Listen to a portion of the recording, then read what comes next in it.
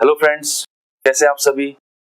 Friends, हमने आपके लिए सीए फाइनल लेवल की डायरेक्ट टैक्स की एक बड़ी ही यूनिक और एग्जाम ओरिएंटेड बुक प्रिपेयर की है। मैं ऐसा इसलिए कह रहा हूँ क्योंकि इस बुक को करने के बाद ना तो आपको आईसीआई स्टडी मटेरियल को टच करने की जरूरत पड़ेगी, ना ही आपको आईसीआई प्रैक्टिस मैनुअल को टच करने की जरूरत पड़ेगी, ना ही मार्केट में और भी कोई मटेरियल हो स्टडी मैट डायरेक्ट टैक्स का उसको टच करने की जरूरत पड़ेगी, ना ही आरटीपीएस को टच करने की जरूरत पड़ेगी, क्योंकि हमने इस बुक के अंदर सब कुछ इंक्लूड कर दिया है और इस बुक के अंदर इतनी मेहनत की गई है कि ये बुक अपने आप में सफिशिएंट है। मैं सबसे पहले इस बुक के कुछ आपको फीचर्स पढ़ाऊंगा, उसके बाद कुछ 4 से 5 एग्जांपल दिखाऊंगा जिससे आपको पता लग जाएगा कि कितनी इंपॉर्टेंस है इस बुक की आपके लिए। देखो जी, 4-5 इसके एग्जांपल देखते हैं एक बार।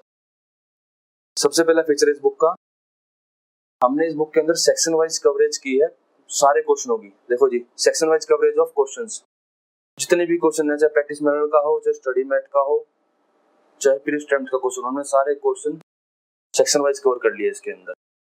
हमने जब ये बुक बनाई उससे पहले हमने स्टूडेंट्स के व्यू लिए थे कि आपको डायरेक्ट टैक्स का एग्जाम क्रैक करने में क्या प्रॉब्लम आती है। तो उन्होंने बताया, साहब हमें ये पता नहीं लगता कि कौन सा सेक्शन इंपॉर्टेंट है, कौन सा सेक्शन कम इंपॉर्टेंट है, किस पे ज्यादा स्ट्रेस देना चाहिए और किस पे कम स्ट्रेस देना चाहिए। दूसरा उन्होंने बताया कि पूरा चैप्टर खत्म कर लेते हैं, उसके बाद भी हम एग्जाम के क्वेश्चन को अटेम्प्ट नहीं कर पाते हैं। ये कुछ प्रॉब्लम्स बताई स्टूडेंट्स ने। मैं आपको श्योरिटी के साथ कहता हूँ, ये सारी प्रॉब्लम्स हमारे मॉड्यूल में रूट लेवल पे खत्म कर दी गई है।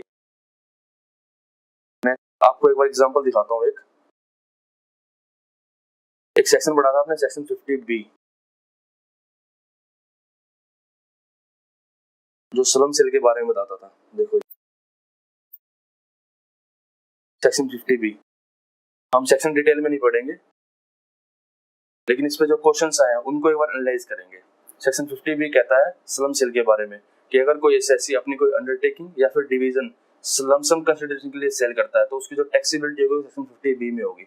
देखो एक बार सेक्शन 50B में कितनी बार क्वेश्चन पूछा गया है। सेक्शन 50B इंस्टीट्यूट का सबसे फेवरेट सेक्शन है। देखो जी, क्वेश्चन नंबर 37,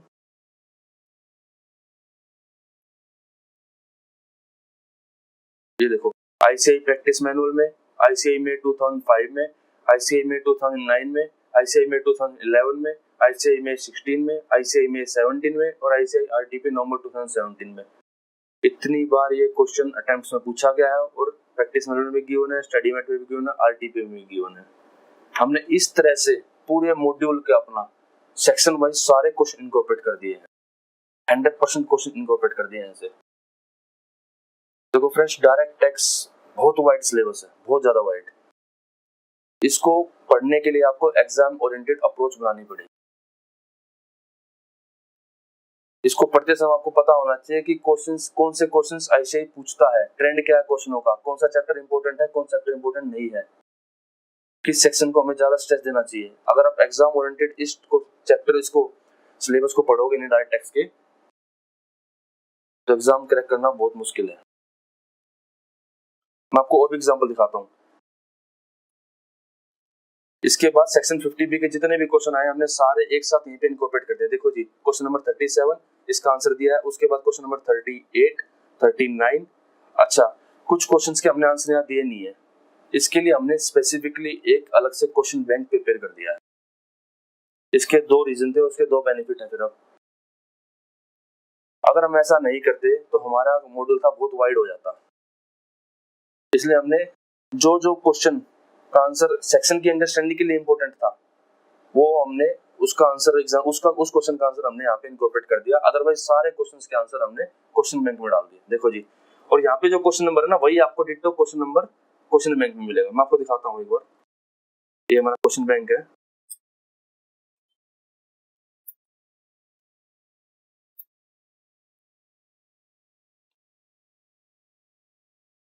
यहाँ पे सपोज करो क्वेश्चन नंबर 38 है, ये 37 है, ये उसके बाद इसका आंसर दिया हुआ है, फिर 38 आ गया।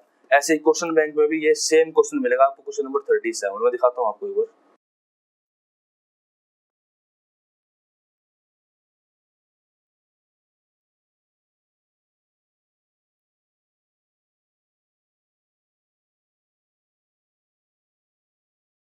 ये है क्वेश्चन नंबर 37।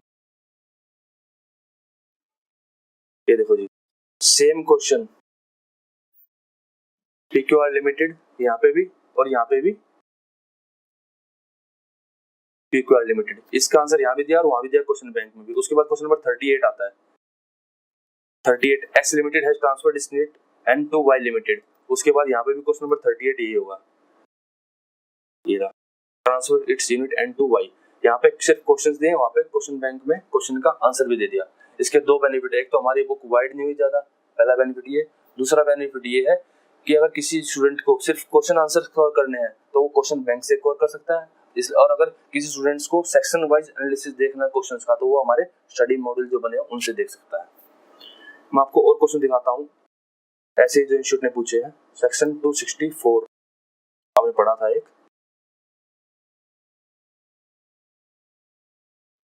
बताओ जी सेक्शन 264 क्या कहता है। सेक्शन 264 कहता है revision of order prejudicial to SSC. अगर एसएससी के प्रीजुडिशियल कोई ऑर्डर है तो उसको रिवीजन करने की पावर है सीआईटी के पास। सेक्शन 264 कहता है। अब इसी में एक छोटा सा कंसेप्ट आता है पार्शियल मर्जर और फुल मर्जर का। बताओ जी पार्शियल मर्जर क्या कहता है। पार्शियल मर्जर कहता है कि अगर लोअर अथॉरिटी के ऑर्डर के किसी भी पॉइंट पर अगर हायर अथॉरिटी को अपील की जाए, तो जिस पॉइंट पर हायर अथॉरिटी को अपील की गई है ना, सिर्फ वो पॉइंट के लिए उसका ऑर्डर हायर अथॉरिटी के साथ मर्ज होगा। जिसे कहते हैं पार्शियल मर्जर। मींस सपोज करो एओ ने 5 to 6 डिसअलाउंस कर दिया एसएससी के। अब एसएससी उसमें से कुछ डिसअलाउंसेस पे सीआईटी को अपील करता है, तो जिन जिन पॉइंट्स पे उसने सीआईटी को अपील किया है, सिर्फ वो पॉइंट्स के लिए एओ का ऑर्डर हायर अथॉरिटी के साथ मर्ज हो जाएगा। ये कहलाता है पार्शियल मर्जर। और इस केस में जो एओ है उसके पास जो जिन जिन पॉइंट्स के केस में हायर अथॉरिटी को अपील की गई है उसके लिए कोई पावर नहीं होगी, ना वो उसको रेक्टिफाई कर सकता है ना रिवाइज कर सकता है। दूसरा होता है फुल मर्जर। फुल मर्जर में होता है कि एओ का total order, complete order higher authority के साथ मर्ज हो जाएगा, चाहे उन्होंने एसएससी ने अपील किसी भी पॉइंट पे की हो। सेक्शन 147, सेक्शन 263 और सेक्शन 154, इन तीनों सेक्शंस में पार्शियल मर्जर को अफर्म किया गया है। और सेक्शन 264 के अंदर फुल मर्जर को अफर्म किया गया है। बताओ सेक्शन 264 की क्या लैंग्वेज होगी। सेक्शन 264 कहता है कि अगर एओ के किसी ऑर्डर के अगेंस्ट में सीआईटी अपील फाइल कर दी गई, तो उस ऑर्डर के अगेंस्ट में कोई भी अपील 264 में नहीं फाइल की जा सकती। 264 में सीआईटी के पास उस ऑर्डर के अगेंस्ट में कोई पावर नहीं होती। ये होता है फुल मर्जर। सिर्फ इसी पॉइंट के ऊपर इंस्टीट्यूट ने देखो कितनी बार क्वेश्चन पूछा है। देखो जी 264 सेक्शन अभी हम कवर नहीं करेंगे। ये देखो जी डिट्टो क्वेश्चन जिसका एक ही आंसर है घुमा फिरा के। Arihant limited filed an appeal to commissioner against the order of assessment made by assessing officer. The appeal was allowed by the commissioner appeals. The assessee later found that he is entitled to deduction of rupees 30,000 bad debts, which he had forgotten to claim, and the related amount was also not allowed by the assessing officer in the course of assessment. Further, the issue of deduction was not raised by assessee in the appeal before the commissioner appeal, hence it was also not considered by him in the said appeal. मतलब ये point है जो assessing office SSC ने CIT appeal के सामने उठाया, फिर भी अब क्या इस पॉइंट के अगेंस्ट में सीआईटी के पास अंडर 264 में जा सकता है एसएससी, ये पूछा जा रहा है। ऐसे ही देखो ये आईसीआई नंबर 2015 ने पूछा। डिट्टो क्वेश्चन देखो नीचे आईसीआई प्रैक्टिस मैनुअल में भी है, आईसीआई नंबर 2006 में भी इसका सेम कंसेप्ट है। ऐसे ही डिट्टो क्वेश्चन आईसीआई नंबर 2002 में भी पूछा गया है, आईसीआई नंबर 2001 में भी पूछा गया है, आईसीआई में 18 में पूछा गया है। डिट्टो क्वेश्चन है। इसमें क्या कहा है कि अगर मान लो बेसिकली दो एडिशंस किए असेसिंग ऑफिसर ने, एक तो अनएक्सप्लेन्ड कैश क्रेडिट, दूसरा डिसअलाउंस अंडर सेक्शन 43B। तो पूछा जा रहा है कि अगर मान लो एक के केस में सीआईटी के लिए पास चला गया है एसएससी, तो क्या दूसरे के केस में सीआईटी के पास चला जाएगा 264 में। डिट्टो कंसेप्ट वही है। और इंस्टीट्यूट ने कम से कम 4 बार तो ये पूछा है, देखो ये 3 बार तो ये पूछा है, एक स्टडी मेट में भी दिया है, फिर इसके बाद ये पूछा है, 5 बार पूछा जा चुका है क्वेश्चन, 6 बार कम से कम। इस तरह से हमने पूरे मॉड्यूल में सेक्शन वाइज क्वेश्चंस को डाल दिया है और सारे क्वेश्चंस को डाल दिया है। अगर आप स्टडी मेट को डाउनलोड करके देखोगे तो स्टडी मेट में जितने भी क्वेश्चन है ना, हर टाइप का क्वेश्चन हमने इसमें डाल दिया। प्रैक्टिस मैनुअल को देखोगे तो प्रैक्टिस मैनुअल का हर एक क्वेश्चन हमने हर टाइप का क्वेश्चन इसमें डाल दिया। ऐसे ही मैं आपको कुछ और क्वेश्चन दिखाता हूँ। एक आपने सेक्शन पढ़ा था, सेक्शन 115 BBA, बड़ा ही फेवरेट सेक्शन है इंस्टीट्यूट का। ये है नॉन रेजिडेंट का, नॉन रेजिडेंट की टैक्सेबिलिटी बताता है सेक्शन, सेक्शन 115 BBA। देखो जी,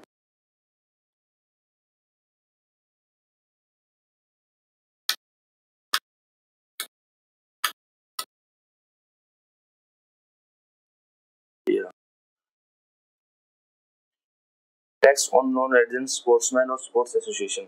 इसमें देखो ये क्वेश्चन इंस्टीट्यूट ने कम से कम question number 19 ICAI study mat में भी गिवन है, ICAI नवंबर 2012 में पूछा गया है, ICAI में 1995 में पूछा गया है, ICAI में 18 में पूछा गया है। उसके बाद ICAI स्टडी मेट में यह दूसरा क्वेश्चन जो इसी का ICAI नवंबर 2001 में पूछा गया। हमने सारे क्वेश्चंस एनालाइज करके और एक जगह इनकॉर्पोरेट कर, बताओ कितना बेनिफिट हुआ।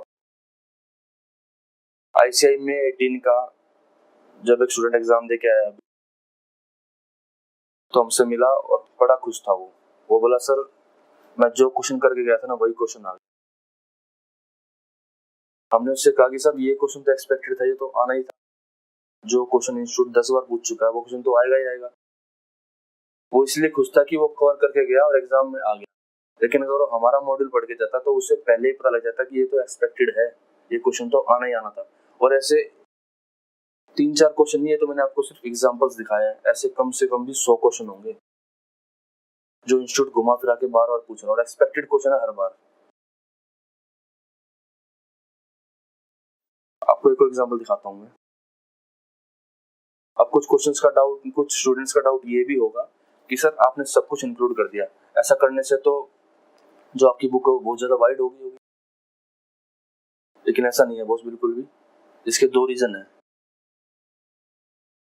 पहली बात तो अगर आप देखोगे अभी मार्केट में तो टीचर्स के 5-5 मॉड्यूल हैं सीए फाइनल डायरेक्ट टैक्स के, और हर एक मॉड्यूल में टोटल 450 के अराउंड पेजेस है, 450 से ऊपर पेजेस है, तो टोटल आपके 2500 पेज के आसपास। हमारे टोटल 3 मॉड्यूल है, मैं आपको इंडेक्स दिखाता हूँ एक बार।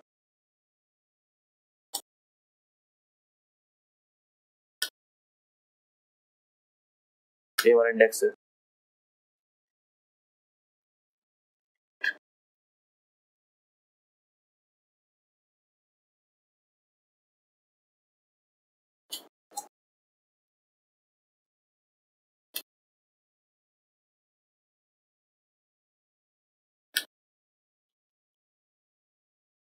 ये हमारा इंडेक्स है।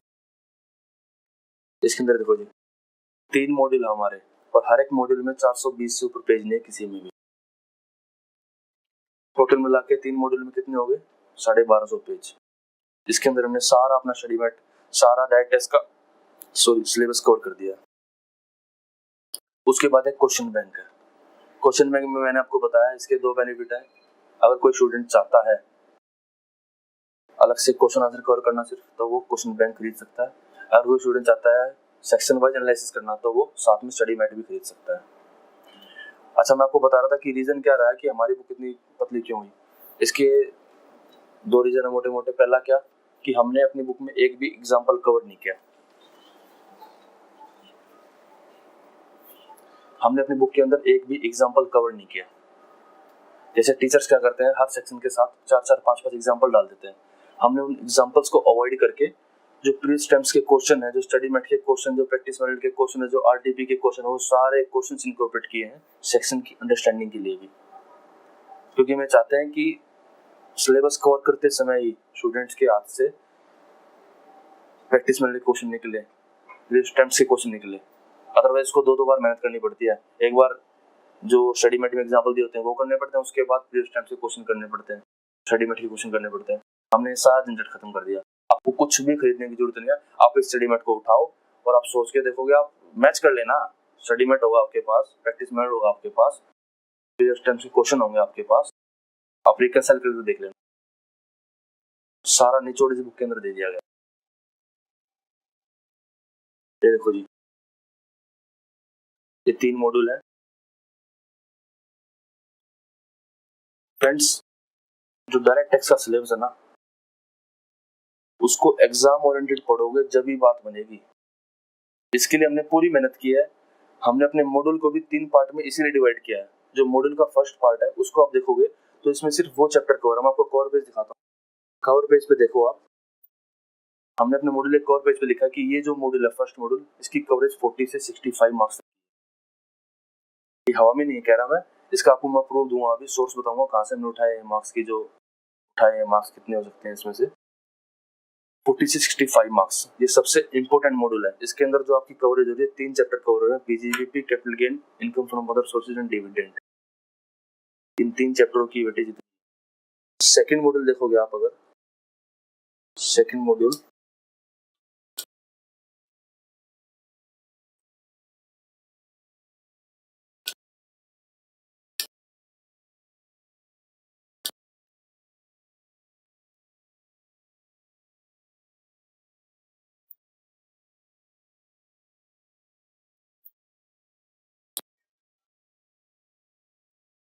ये हमारे सेकंड मॉड्यूल का कवर पेज है। इसकी वेटेज 30 से 40 मार्क्स की है। ये देखो, इसके अंदर मैट कवर है, partnership firm, AMT, special economic zones, TDS, assessments, appeal, search and seizure वगैरह। इसके अंदर वो चैप्टर्स कवर है जिसमें से इंस्टीट्यूट क्वेश्चन पूछता ही पूछता है। बाकी बच के डायरेक्ट टैक्स लॉस की जो थर्ड पार्ट बच गया, उसके अंदर हमने डायरेक्ट टैक्स लॉस के जितने भी पेंडिंग चैप्टर वो डाल दिए। आपको पता है अभी सीए फाइनल का सिलेबस जो अमेंडमेंट आई थी, उसके अंदर सिलेबस नया आ गया था। उसमें ये था कि इंस्टीट्यूट ने 2 पार्ट में सिलेबस को डिवाइड कर दिया। एक तो डायरेक्ट टैक्स लॉस, दूसरा इंटरनेशनल टैक्सेशन। हमने 3 मॉड्यूल बनाए हैं। इन 3 मॉड्यूलों में हमने ऐसे बाइफरकेट किया है कि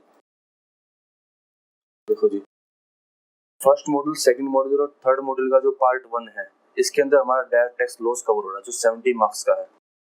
उसके बाद ये पार्ट सेकंड है, ये थर्ड मॉड्यूल का पार्ट सेकंड है। इसके अंदर हमने इंटरनेशनल टैक्सेशन कवर कर दिया, जो टोटल अराउंड कहते हैं 30 मार्क्स का है।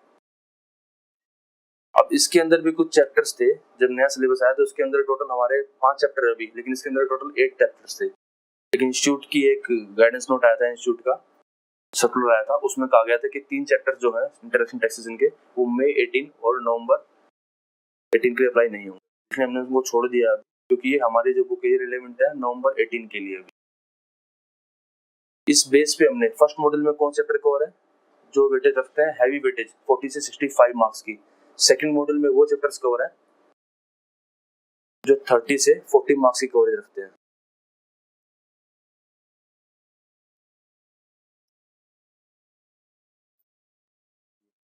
और थर्ड मॉड्यूल में वो चैप्टर कवर हैं जो इंस्टीट्यूट कभी पूछ लेता है, कभी छोड़ देता है। मतलब जो थर्ड मॉड्यूल में चैप्टर कवर है, इनमें से इंस्टीट्यूट मैक्सिमम जो पूछता है ना, वो कितने मार्क्स का पूछता है मैं दिखाता हूँ आपको।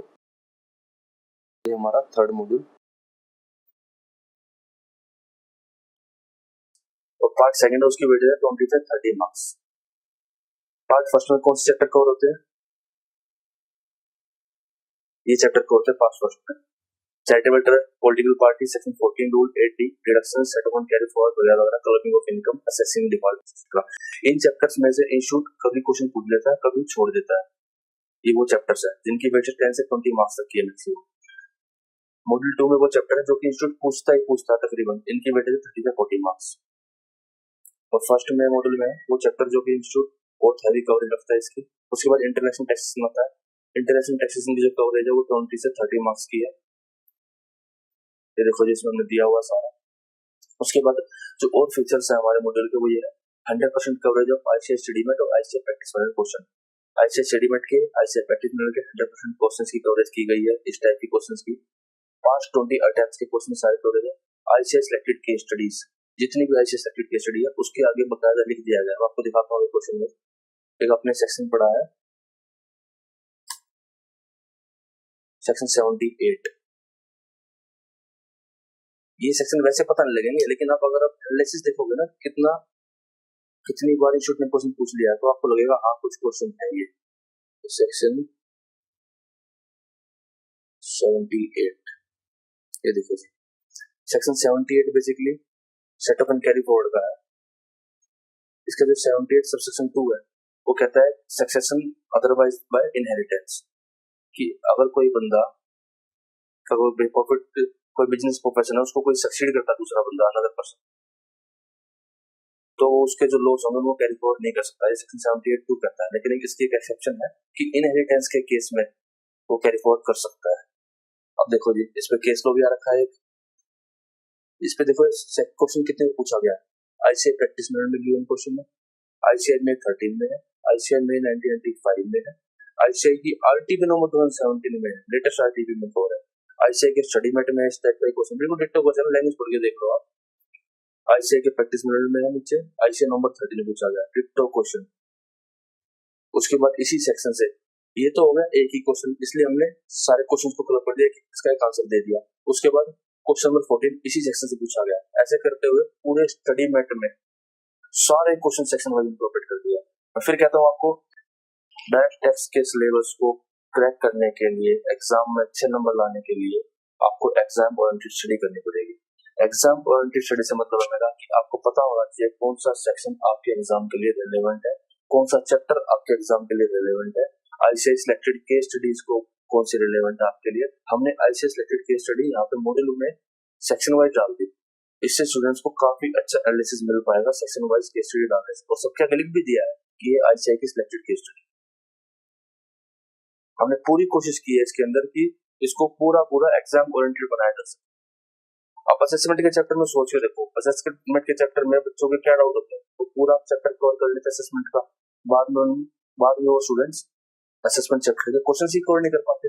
मैं आपको दिखाता हूँ अभी section 139 subsection 5, 139 subsection 3, 139 subsection 4, section 147 ऐसे क्वेश्चन पूछे गए हैं कि अगर आप सिर्फ चैप्टर कवर करोगे और बाद में इनको कवर करोगे इन क्वेश्चनों को, तो आपका फायदा नहीं होगा इतना। लेकिन आपको अगर सेक्शन वाइज एक क्वेश्चंस मिल जाए ना प्री अटेम्प्ट्स के, क्या कैसे पूछा गया, स्टडी मेट में इसके बारे में क्या मटेरियल है, क्या क्वेश्चन है, प्रैक्टिस मेट में इसके बारे में क्या क्वेश्चन, तो आपको एक की जगह सारा एनालाइज मिल जाएगा आपको section wise. Exam oriented study CA final direct tax में बहुत जरूरी है, अदरवाइज इतना वाइड सिलेबस है ये।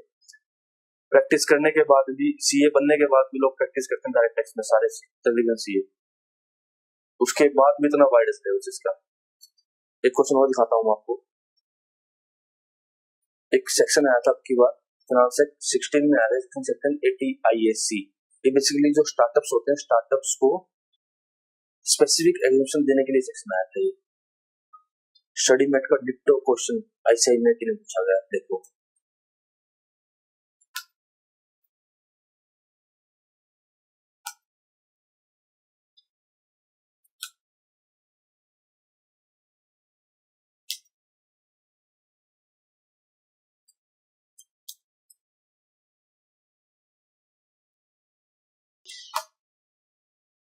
देखो जी, सेक्शन 80 IAC।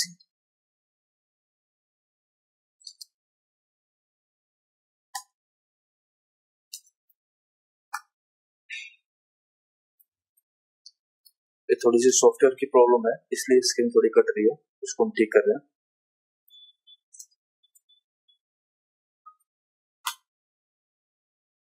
ये देखो, special provisions in respect of new startups.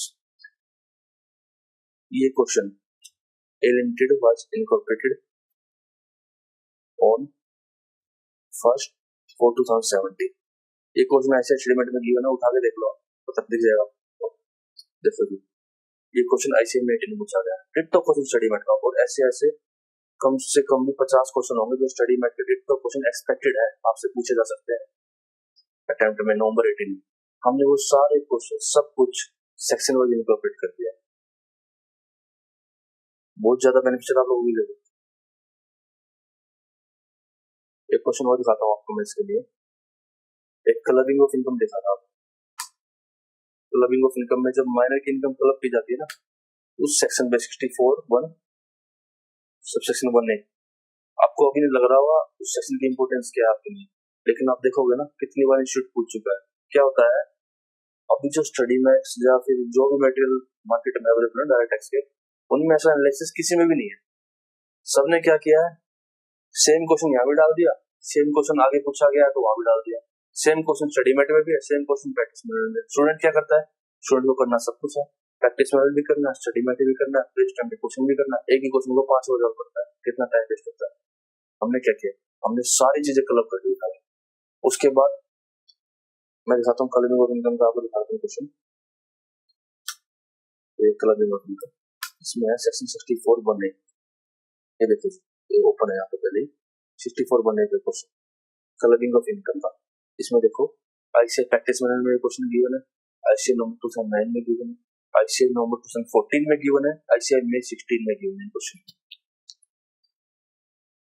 देखो ऐसे करके हमने पूरे मॉड्यूल में इनकॉर्पोरेशन कर दिया। उसका अगला फीचर है हमारा बुक का सिंप्लीफाइड लैंग्वेज।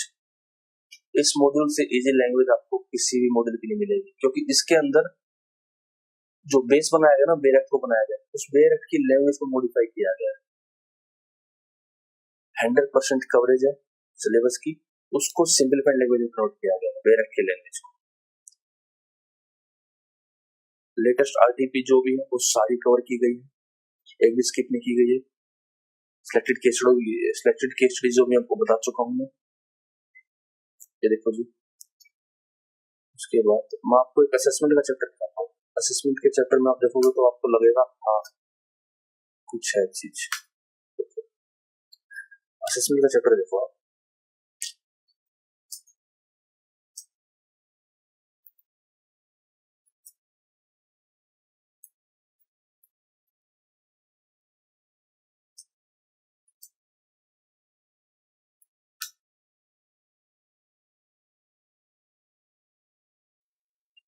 ये है हमारा असेसमेंट का चैप्टर।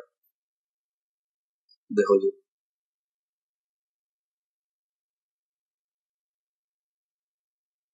इस चैप्टर में आप देखो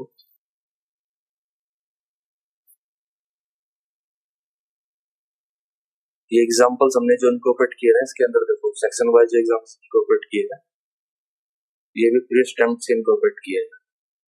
सेक्शन 139 सबसेक्शन 4C का एग्जांपल है। उसके बाद समरी बनाई है ये, इसके अंदर आपको मॉड्यूल के अंदर आपको प्रॉपर टेबल्स मिलेंगी, उसके बाद चार्ट्स मिलेंगे, इसको हर तरह से समराइज करने की कोशिश की गई है। इसी वजह से ये पूरा मॉड्यूल कुल 1200 पेज में कवर हो गया। देखो ये देखो इस क्वेश्चन के अंदर, इस सेक्शन के अंदर से ये क्वेश्चन पूछे गए हैं, हमने इनकॉर्पोरेट कर दिया उठा के। क्वेश्चन नंबर 1, 2 इनके आंसर कहाँ मिलेंगे, क्वेश्चन बैंक में। फिर दिखाते हैं अगर आपको असेसमेंट चैप्टर में, क्वेश्चन बैंक में असेसमेंट चैप्टर होगा, उसका जो क्वेश्चन नंबर 1 होगा और 2 होगा वो यही होगा। यहाँ पे आंसर नहीं है, वहां पे आंसर भी मिलेंगे। असेसमेंट चैप्टर का क्वेश्चन नंबर 1, 2 ये क्वेश्चन बैंक का हमारा क्वेश्चन नंबर 1 वही वाला और 2 मिस्टर एक्स वाला। देखो ठीक है, वही सेम क्वेश्चन मिलेगा वहां पे। अच्छा उसके बाद देखो आईसीआई में 11 में भी स्टडी मेट में पूछा गया एक ही क्वेश्चन, स्टडी मेट में भी 11 में पूछा गया, प्रैक्टिस में 17 में क्वेश्चन पूछा गया, अभी करंट में पूछा गया ये क्वेश्चन और 394 में। क्वेश्चन नंबर 9 है जो मई 2016 में पूछा गया डिक्टो क्वेश्चन, और नवंबर 2017 आरटीपी में भी ये क्वेश्चन। उसके बाद इसी बात को मैं थोड़ा सा ब्रीफ दे रहा हूँ कि किस तरह से हमने क्वेश्चंस को इनकॉर्पोरेट किया है। आईसीआई में 2003 में भी क्वेश्चन, आईसीआई प्रैक्टिस में भी है, आईसीआई नंबर 2017 में पूछा गया है। इसमें से क्वेश्चन सेक्शन में से पर्टिकुलर जो सेक्शन है और जो केस लॉ है, आईसीआई सिलेक्टेड केस लॉ लिखा है यहाँ पे। आईसीआई में 14 में दिखा था डिक्टो क्वेश्चन।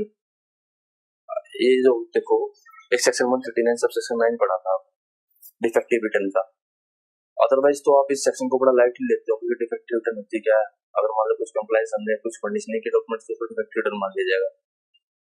अगर आपको पता ना हो कि इसके अंदर से 3 क्वेश्चन पूछे गए तो आप इस सेक्शन को बड़ा लाइट करो, लेकिन अगर आपको दिख जाएगा डिक्टो क्वेश्चन आईसीआई नंबर 14 में पूछा गया, इससे आईसीआई नंबर 17 में पूछा गया, इससे आईसीआई नंबर 2000 में पूछा गया, इससे एक ही सेक्शन में से, तो आपको पता लग जाएगा कि ये सेक्शन कितना इम्पोर्टेंट है, कितना रेलेवेंट है एग्जाम के लिए। ऐसे ही देखो और भी 1994 में पूछा गया, वो भी डाल दिया हमने, नवंबर 2009 में पूछा गया। सारे क्वेश्चन सेक्शन वाइज ऐसे इनकॉर्पोरेट कर दिए। देखो जी, प्रैक्टिस में भी है तो सन 14 में पूछा गया। फ्रेंड्स, इस मॉड्यूल के ऊपर बहुत मेहनत की गई है, कम से कम 15-16 महीने इसके ऊपर लगाएंगे, आपको दिख भी होगी मेहनत। सिंप्लीफाइड लैंग्वेज है और इसके अंदर मैं एक चीज और दिखाता हूँ आपको।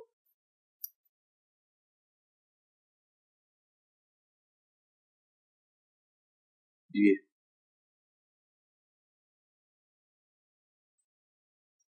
एक फिनांस एक्ट 17 में अमेंडमेंट आई थी सर्च एंड सीजर के केस में। सर्च एंड सीजर चैप्टर है वो, फिनांस एक्ट 17 में अमेंडमेंट आई थी। उसमें पहले क्या होता था, सर्च एंड सीजर में पिछले आप 6 साल की सिर्फ केस खोल पाते थे, लेकिन फिनांस एक्ट 17 में अमेंडमेंट आई कि आप 6 से पिछले 4 सालों के केस भी खोल सकते हो, मतलब टोटल 10 साल की केस खोल सकते हो। जिस प्रीवियस ईयर में सर्च की है उससे पिछले 10 सालों के केस खोल सकते हो।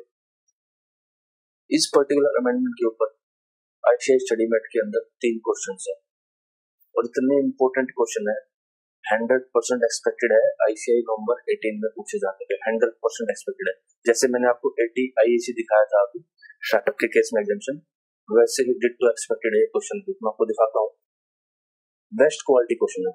देखो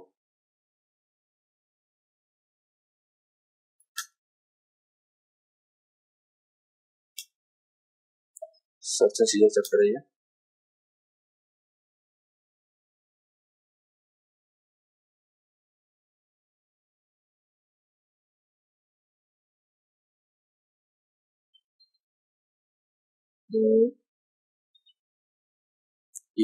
ये अमेंडमेंट आई थी क्लास 17 में। देखो बोल्ड वर्ड्स एडिट किए गए क्लास 17 से जो ये देखो ये वाले सेक्शन 53 ए में वेरी इंपॉर्टेंट सेक्शन लिखा है इसके ऊपर हमने, हैवी इंपॉर्टेंट दिखेगा आपको भी।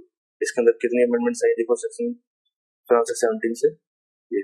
उसके बाद ये मेमोरेंडम एक्सप्लेनिंग काउंसिल है। उसके बाद देखो क्वेश्चन नंबर 8 स्टडी मेट में गिवन है, वहां से उठाया हमने। प्रैक्टिस मैनुअल में भी है, आईसीआई नवंबर 2017 में पूछा जा चुका है, आईसीआई नवंबर 2009 में पूछा जा चुका है। क्वेश्चन नंबर 9 स्टडी मेट में गिवन है, वहां से उठाया क्वेश्चन, बहुत इंपॉर्टेंट क्वेश्चन है। बस 10 बहुत इंपॉर्टेंट क्वेश्चन है, तो ये क्वेश्चन काफी एक्सपेक्टेड है। ऐसे करके हमने पूरे स्टडी मेट के अपने पूरे मॉड्यूल के अंदर सेक्शन वाइज क्वेश्चंस की इंकॉर्पोरेशन कर दी थी।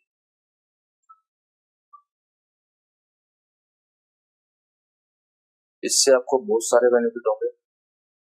सबसे मेजर बेनिफिट यही है कि आप लोग एग्जाम ओरिएंटेड स्टडी कर पाओगे। हमने फिफ्थ सेम्स का वो भी बनाया इसके अंदर। देखो ये आपको बता रहा हूँ तो मैं कि मार्क्स की जो हमने वेटेज दिया है और बेस पे ये कैसे दिए। देखो हमने फर्स्ट मॉड्यूल में ये फिफ्थ सेम्स की वेटेज बनाई है कुछ, वो आपको फर्स्ट मॉड्यूल में मिलेगी हमारा। देखो जी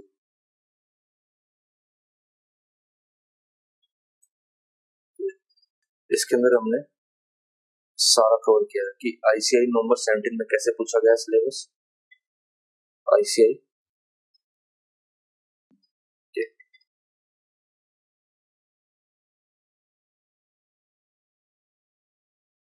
चैप्टर इस साइड है, इसमें कटिंग में थोड़ी प्रॉब्लम आ रही है। ये देखो ये पीजीबीपी का चैप्टर है, ये हमारा फर्स्ट मॉड्यूल है। आपको दिखाता हूँ एक मिनट बस।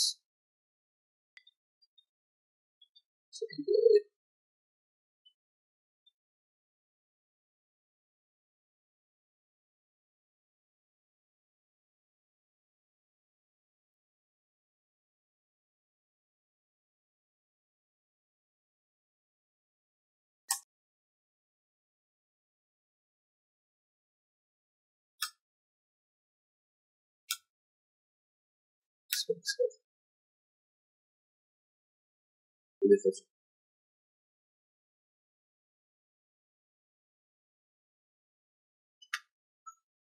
ये फर्स्ट मॉड्यूल है, सेकंड मॉड्यूल है, थर्ड मॉड्यूल हमारा। इसके अंदर आप देखोगे तो अटेम्प्ट वाइज हमने वेटेज दे दी कि कौन सा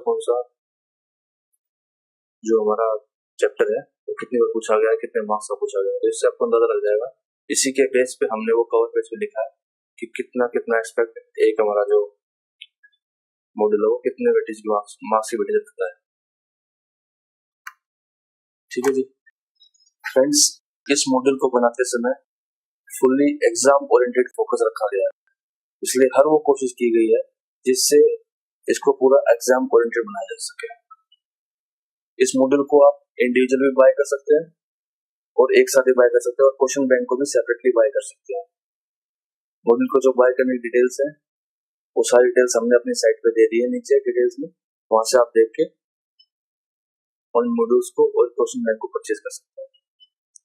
फ्रेंड्स, इस वीडियो को ज्यादा से ज्यादा शेयर कीजिए ताकि सभी हमारे फ्रेंड्स तक ये वीडियो जा सके और सभी लोग इस मॉड्यूल का बेनिफिट उठा सके। Thank you so much for watching this video. Thank you so much. और हमारे चैनल को भी जरूर सब्सक्राइब कीजिए फ्रेंड्स।